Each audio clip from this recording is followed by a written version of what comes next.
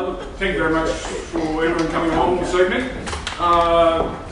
Because we have an opportunity to have Andrew talk to us tonight.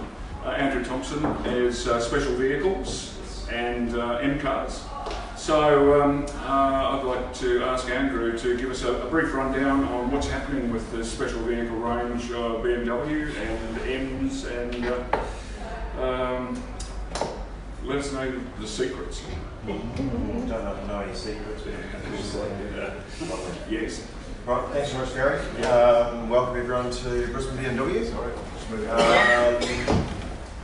I look after the M brand, as you all know. Fantastic brand, great cars. I'm sure there's a few of you that are enjoying the vehicles. We're expanding the range. You'll see the M2, which came out probably just on 4 years ago now, as a full M car. We've grown it in the SUV market. Maybe some of you that might not think it's appropriate, but those cars are actually weapons, if you like, specifically on a track. A couple of differences with the vehicles. I might start just by going through the range a little bit. Starting with the M2, we now have the M2 competition. So that comes out in two forms. We have a full competition pack and we have a pure edition. Competition has been upgraded from the previous M2, so it's now the same engine that's in the M3 and M4. Slightly detuned, so a twin turbocharged 6-cylinder, producing 302 kilowatts and 550 odd newton meters. So it's bumped the newton meters up by 50 newton meters and 37 kilowatts. So slightly faster. So with the competition pack, you've got the extra power, different suspension, slightly lower. A few differences around the vehicle. It's a new grille which now joins in the middle, which is becoming more common with the range of BMW you'll see here on the floor. Being a competition, the grille is black, as is the badging on the vehicle. New designed front and rear bumper. It has now a sports exhaust, so no longer do we get concerned hearing all these Mercedes whizzing up the road. New seat in the car, so completely new designed seat. And then we've added a few options which we would have from the M3. Namely, you can alter your steering wheel feel from comfortable to sport and sport plus, so heavier settings depending on what you're doing, whether you're on the track or doing some spirited driving in the mountains. You're able to adjust the gearbox in 3 settings, so a nice smooth change, or getting to that point where it's going to snap those gears. Obviously a dual clutch transmission in that car as well. And then you're also able to adjust the engine. So wherever you've got that engine adjusted depends on how the car's going to sound. We have a pure edition, so engine, suspension, seating is all the same. It just differs in terms of the standard features on the vehicle. So with the M2, for example, you'll see that octagonal kind of design on the headlight. Just checking it, yes it is. So those are adaptive LED lights. You delete those from the M2. That new design of alloy wheel is a standard feature on the full competition pack. You'll lose your comfort access, so your keyless entry in the car. You'll lose the Harman Kardon sound system. So those are items, plus the electric seats with memory. It does make a difference if you let the better half drive the car as well. And then you'll also see that it now shares the same mirror caps as the M3, which previously it didn't. So the seating was quite good. Great car. Pure is a great introduction into the M range. They start from around about $118,000. The full competition pack ran about the 122 mark. We say it's 0 to 100 kilometres per hour in about 4.1 seconds. BMW is generally pretty good at underestimating those times. And we don't necessarily want to say that it might be pushing the M3 a bit too hard. There's a little bit more money involved, obviously. The M3, as you see here, M4, BMW changed its numbering system in the last round of series for these cars. So they took a hit. So essentially all that happens, the even numbers now mean it's either a coupe, convertible, or a GT. So that's a smoother look. The odd one would still drive the person in the M3, performance-wise would be the same. Obviously it's just the amount of light. Again, in this range, the M3 is a competition pack only. So again, it's the suspension differences, the black grills, a little bit more power, and it's going a little bit faster. So we rate these at 4 seconds, 0 to 100 kilometers per hour. Fantastic vehicle, a lot of items you can change in the car. Physically comparing this to the best 3 Series, which in that time would have been a 340i or a 440i, 80% of that vehicle is different. From body parts to engine to suspension, differentials. So you'll always see in the M3, it'll always have that power bulge in the bonnet. It'll always have its specifically designed front bumper and rear bumper, the mirror caps, the exhausts, and obviously where the gill is also on the car. Carbon fibre roof was the first time that it entered into this range, which was the last change in the series. Now the M3 is no longer made.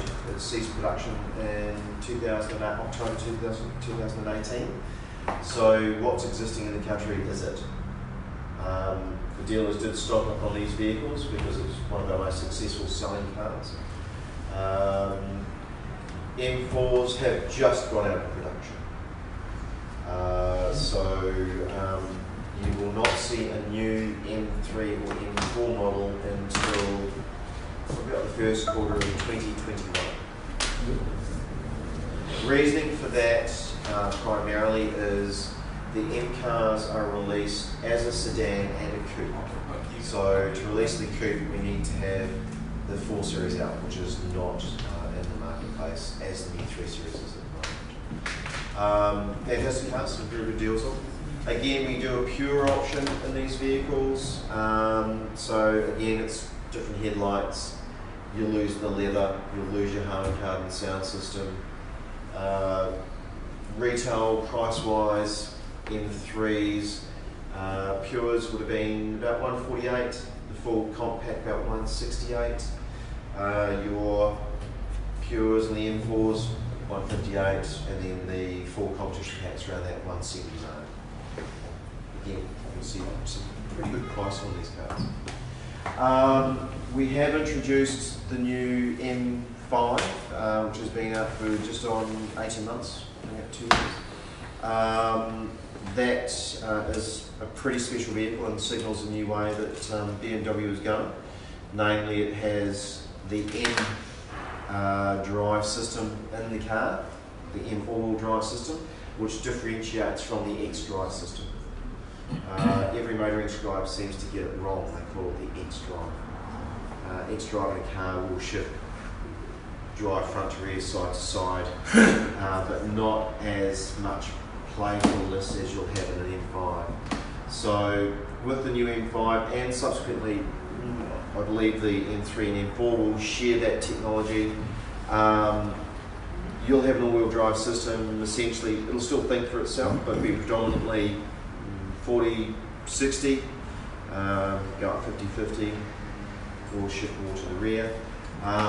Once the car's run in, you'll be able to play with a sport setting, which will put it more 20-80, so you can drift your cars as you would be used to doing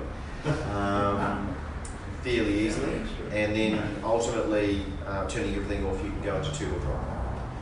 So that does mean you can still shred up your rear tyres, which also means you would need 2 or possibly 4 new tyres for all-wheel drive. So something to alert you there. M5, again, when that car was released, they released it as a launch edition and a first edition. Those vehicles were exceptionally well priced at $220,000. Previously, the old F10 M5 retailed in that 250 plus mark as a 2-wheel drive. That was released with a 441 kilowatt engine, 750 odd newton meters of torque, all-wheel drive. Now 220, that was a winning formula. 4.4 litre, 20 turbocharged V8. So we would still call it a new engine over the previous F10. So that was 0 to 100 kilometres per hour in 3.4 seconds. Fantastic car. There was only 50 of those units that made it into the country, and they sold up fairly fast. They were, as I say, a launch edition and a first edition. The first edition was a specific order of 5 vehicles, which were in a frozen red colour with a ivory interior and black wheels. It was quite a stunning looking car. Not everyone likes a frozen finish. It is a finished paint. And then now we have the competition pack. Now that's taking the engine up extra power again, suspension, black grills. Unfortunately, we haven't got one here to show you tonight. They seem to have jumped up in everyone's list of items to acquire. Now 460 kilowatts out of that car, same torque, more features, slightly faster than 0 to 100 kilometres per hour at 3.3 seconds. It introduced, now again, I like to stress that BMW is quite, underestimate their tyres rather than overestimate. So realistically, anyone should be able to jump in on a reasonable road and achieve those times. There's probably plenty of evidence out there where they're exceeding those times. So wonderful car, and it's the best thing about the M5, and it is the best M car I have ever driven. It is silky smooth, so it's actually not far off the ride of a 7 Series, but when you put it into your specific M2 mode that you may have stored, you'll literally think you've gotten into another vehicle and someone stole your car. It is just incredible.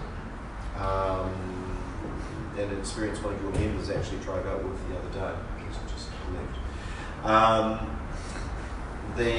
It has a sports exhaust on that car, so the actual sound it makes in that sports mode is exceptional.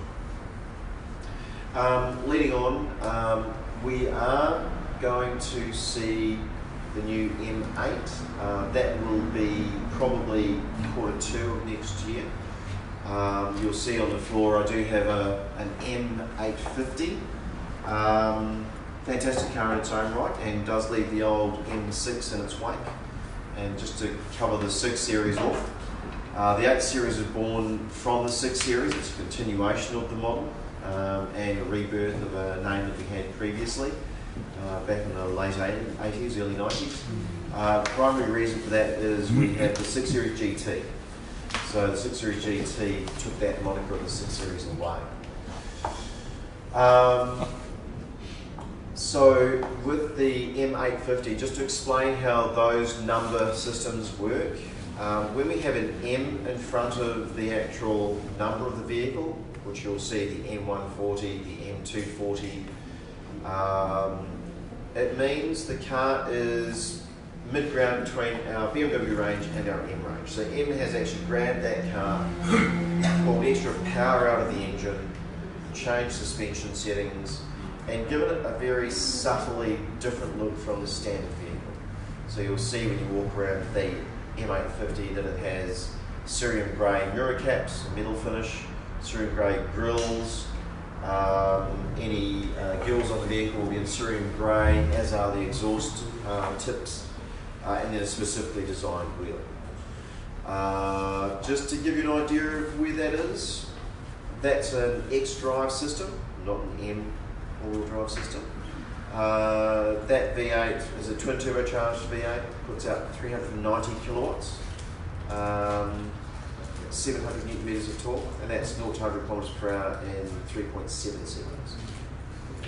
Now, I am going to mention one other car in that range, which is the M760. We've never done a full M car, and some people like to think that the Alpina is the equivalent of an M, but they do use a V8 in that car. We have the M760 Li.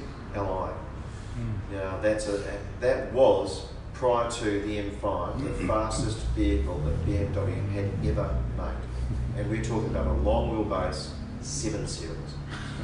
Now that car is an X-wheel, X-drive, and I kid you not, it will be doing 200 kilometers per hour within 200 meters. Well, we'll make it 400, not 200. And doing 200 kilometers per hour going into right-hand turn, no braking, it will do the turn. And then it's 2 ton. But that's nothing in today's terms. When you compare that to the X5Ms, the X6Ms, they're in that 2 ton range. And having driven those on tracks in the US, mainly just out of Vegas, where you've got a banked track, that's one of the few cars that was like an M3 or an M4 going into the bank. You could pick and choose your line. There was no centrifugal force pulling you out, and come with the actual speed limit. So the M850 came in front of what our M8 will be. That car, as I say, we're here in Q2, that will be 460 kilowatts, so the same engine essentially as the M5, 750 newton meters of torque. They'll rate that car at 3.2 seconds to 100 kilometers per hour, again with the M all-wheel drive system. Fantastic vehicle, so we can't wait to see those. They'll make better noise, as does the M5 competition. So, as I say, we're waiting with bated breath for that. We'll also see in the near future, around that kind of same time, the X5M and the X6M will break ground. Which leads me on to one other vehicle that we do have here, which you'll see in the middle of the showroom as you're walking down. We have the X3M on the floor, so our newest addition in the M range. That car there is carrying the same engine that will be in the new M3 and M4. So again, the twin turbocharged straight 6-cylinder engine.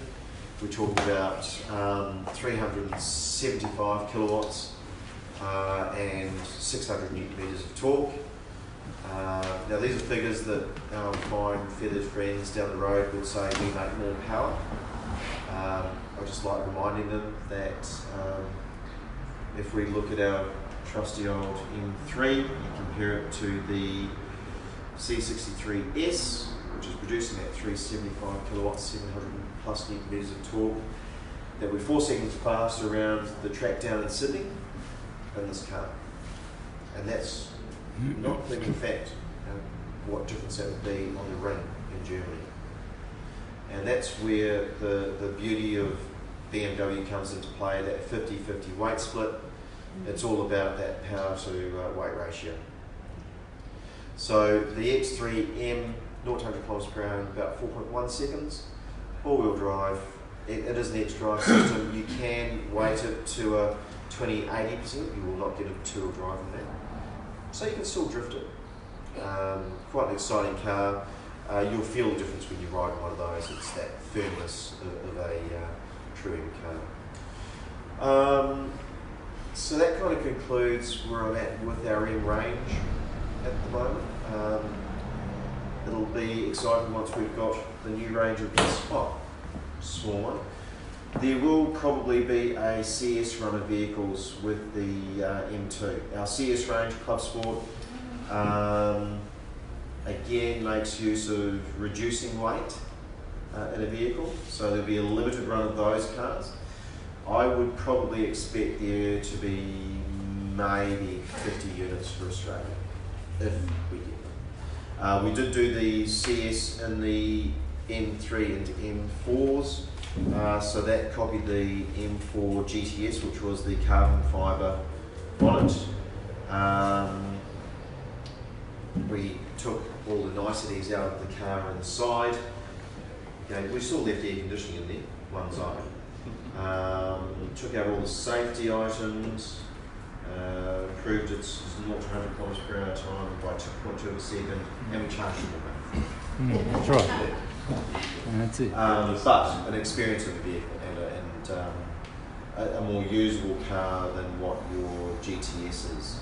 So something you could actually use on the road, but a track-focused car. Well, look, thank you very much. I'm sorry for being boring and that kind of thing. Are there any questions from anyone here? Have you driven the X3M? Only briefly. Right. It hasn't gone through my normal test drive of an M car as such. Right. But I can tell from the way it goes that it's a pretty exceptional car. Mm-hmm. I'm one of those people that does read what motoring scribes do, say about cars and compare it to when I'm driving them, and my views differ quite a bit. Right. It'd be good to sit down with one of them and actually go through a drive and say, how are you feeling that? What are you feeling? Well, this is because of that. And a common fact that's got that one weave through anything that a motoring scribe writes and tells me if they're good or not is quite often they talk about turbo lag. I'm like, turbo lag really doesn't exist in these cars these days. I mean, the turbo, you've got maximum torque in this vehicle at 1500 RPM, actually just under. Mm-hmm. So where's the room for turbo lag? Yeah. You know, I say to them, and that's primarily due to the fact that half the time they drive a car, they drive it at an economy setting on your automatic. So the car can start in second or third gear. And it's like saying to them, are you going to achieve your fastest time in a manual car by starting off in second?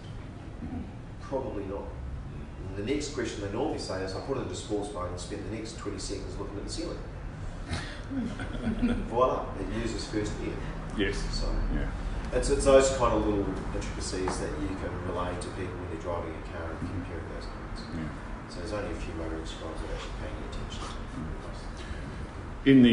to. In the market here in Queensland, are M cars moving well? Are you seeing more people getting into M cars, especially with the M2s and things like that?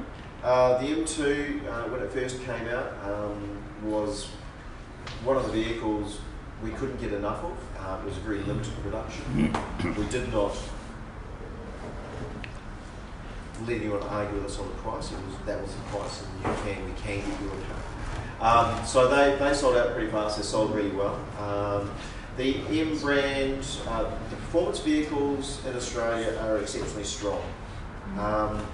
M brand for Australia in June surpassed their targets, and that was in all states. Right. So very, very healthy, and we're talking about these cars are running out of production. So I've noticed an upturn in the M5. It's a lower volume vehicle, and there's a lot of competition in that range. When you're spending $250,000, your money buys you a lot of options. The beauty of it though is we package our vehicles with almost every option you can think of in the car straight away. Yeah. It's not like a Porsche where you might start at the same price, and by the time you've finished, you've doubled the price. Luxury car taxes are very, very good feed, of course. So no, the sales for the vehicle is very strong. The X5 and X6 M coming through, again, that's a strong market for us. Performance SUVs, making practically popular, very well received. Right. With the braking systems on the ends, Yes. can you still upgrade to a ceramic brakes and that sort of thing? In certain cars. So for example, if you want better braking in the M2, you can go for the sports brake, which will give you a bigger disc with a 6-piston front brake pad with a 4-piston rear. It's only a $3,000 option. Looks quite nice. But having said that, the standard brakes we're on are pretty darn good. I mean, you can get out there and have a decent track day and not really experience any fade here. So they're exceptionally good. The M3s, M4s, M5s, M6, M8s, that scenario, once you're in that range, you have the option of going to ceramic carbon brakes. I've got a few clients that swear by them. They don't go on the track.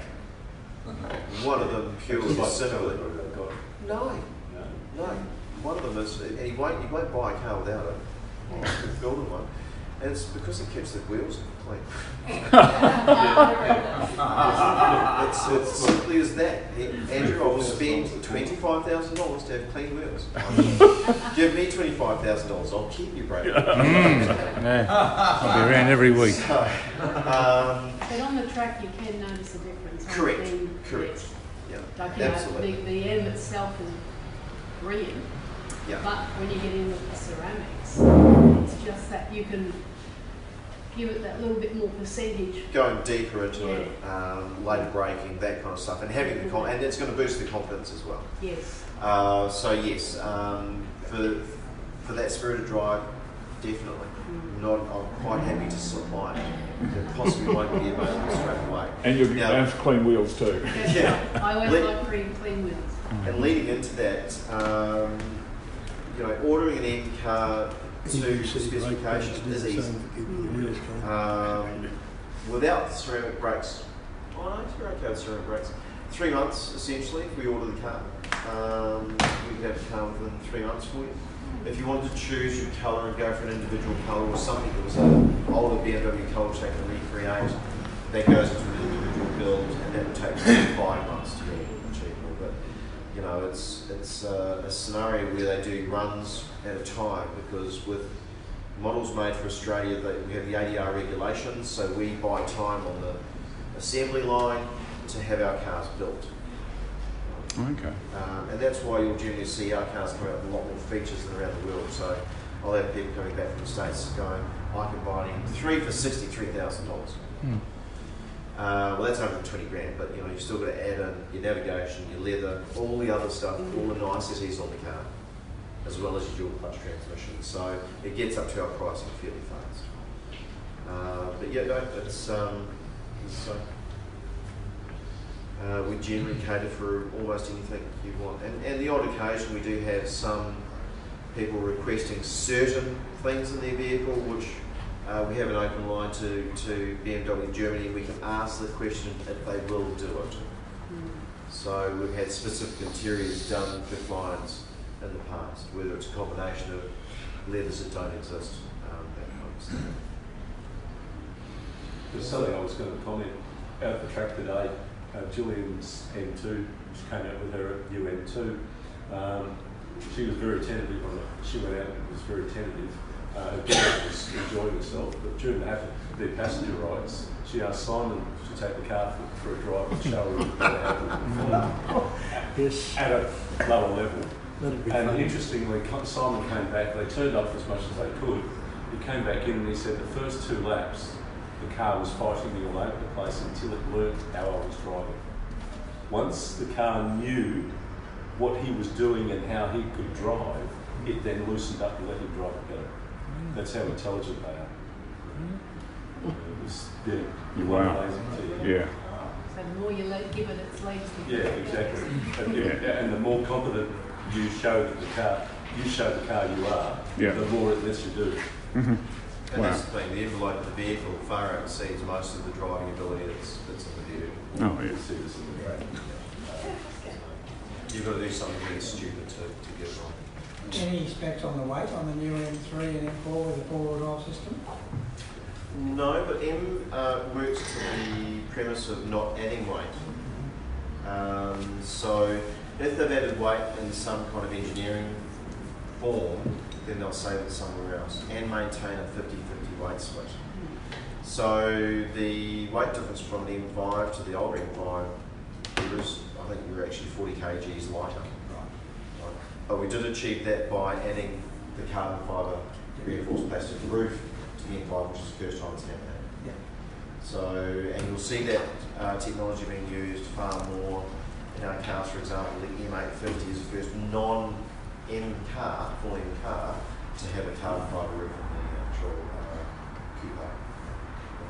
They always call our cars heavy, but I mean, I've driven the new 8 Series on the road, and it's just There's two different cars. You can stick a Porsche in front of you and he's going to have to drive bloody hard to get away from you. Are these still chassis on carbon? No, it's formed steel chassis. The only car that has carbon fibre reinforced chassis is the 7 Series. And that's just primarily, again, to reduce the weight. And if I ignore the real world, the current real world fuel efficiency program, the 7 Series is the only luxury car in the 740i that was fuel efficient by Iran standards. The only car. Mercedes wasn't close, Audi wasn't close, Jag was never any close. So that's how light that car was and how agile it was. Even now with the real world, we're talking 7.4 litres per 100 k's average fuel consumption for a 6-cylinder producing 250 kilowatts and 450 litres at all. And still 0 to 100 k's in 5.5 seconds. It's not bad for a luxury vehicle.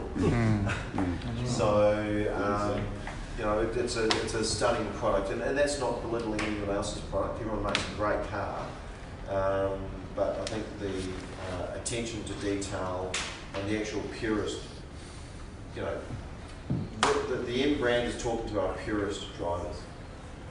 If you're a purist driver and you want a great driving experience, then these cars won't be. I call it the modern day supercar. Are even dabbling in electric in any way, shape or form? They'll be keeping their eye on that, and they will add that scenario into the vehicle. I had suspicions they might have done it this time round. It won't. But you'll see in the DTM in Germany, they've dropped the V8 engine and they're using the 2-litre 4-cylinder engine, which is producing 600 brake horsepower, a lighter car, and it's 2 seconds faster in the racetracks. So you can imagine at some stage, if they went to the 4-cylinder option, which would be very hard for Australians to accept, that you'll have some kind of battery situated in the car where you might have the rear wheels being driven by like an I8, a petrol engine, electric engine in the front, or more likely an assistance system, like your hybrid that you've got now, where it joins onto the gearbox. Yeah. But it has to be that 50-50 weight split. Pass it on to BMW that the new 4 that there's at the latest car shows there, the grille is ugly. I'm not going to be caught on camera. Yes, sorry. You're talking about the chrome black. No, the chrome, like silver look. Silver around the outside comes on the lower specs or lower spec engine options. Once it goes to the black, it's a competition. So that's one of you defining, the small detail changes that they make.